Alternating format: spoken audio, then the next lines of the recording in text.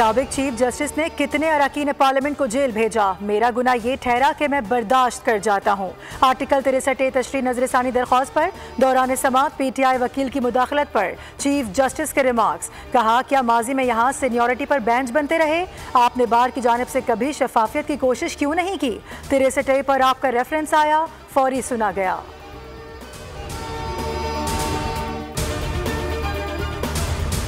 आईनी अदालत इंतहाई ज़रूरी है, लाखों केसेस ज़ेरे इल्तवा हैं, लोगों की जिंदगियां तबाह हो गई। वज़ीर इत्तलात सिंध शर्जील इनाम मेमन की न्यूज़ कॉन्फ्रेंस। कहा, इंसाफ सबके लिए होना चाहिए, सिर्फ मखसूस लोगों को इंसाफ नहीं मिलना चाहिए।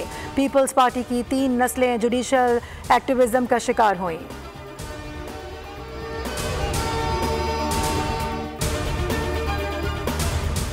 असासों की तफसीलात और गोशवारे जमा न कराने पर इलेक्शन कमीशन मुतहर्रिक। कौमी और सूबाई असम्बलियों के 26 साबिक अरकान को नाअहल करार दे दिया।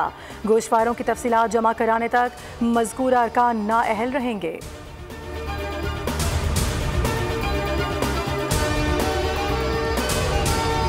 मईशत बेहतरी की जानिब गामज़न है, महंगाई की शरह मुसलसल कम हो रही है। पायदार माशी इस्तेहकाम के लिए बुनियादी इस्लाहात लाना होंगे।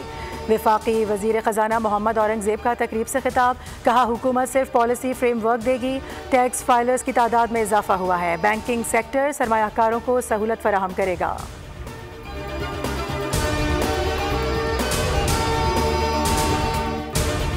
जैक गोल्डस्मिथ का इसराइल की जालिमाना कार्रवाइयों की हिमायत में अहम बयान सामने आ गया। जैक स्मिथ ने ट्वीट किया, इसराइल जिंदगी और बका की जंग लड़ रहा है, हमारी खातिर इसराइल को जीतना ज़रूरी है। जैक गोल्डस्मिथ बानी PTI की सबका अहलिया जमायमा का भाई है।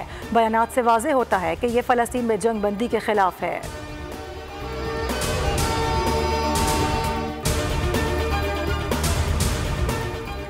और वफाकी जामिया उर्दू के असातिज़ा और मुलाजिमीन से रापा एहतजाज। मुजाहिरीन ने यूनिवर्सिटी रोड ब्लॉक कर दिया। कराची यूनिवर्सिटी रोड पर ट्रैफिक की रवानी मुतासिर। 2 माह तनख्वाह की अदायगी और शोकॉज वापस लिया जाए, असातिज़ा का मुतालबा।